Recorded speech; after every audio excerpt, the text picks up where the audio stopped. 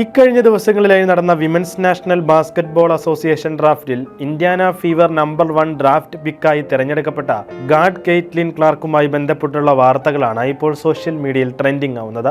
ഈ വർഷത്തെ 2 തവണത്തെ ദേശീയ കളിക്കാരിയായിരുന്നു കെയ്റ്റ്ലിൻ. ഒരു കത്തോലിക്ക കുടുംബത്തിൽ വളർന്ന ക്ലാർക്ക് അയോവയിലെ വെസ്റ്റ് ഡെസ് മൊയിനിലുള്ള ഡൗലിംഗ് കാത്തലിക് ഹൈസ്കൂളിൽ ചേർന്ന് അവിടെയാണ് തന്റെ പരിശീലനം ആരംഭിച്ചത്.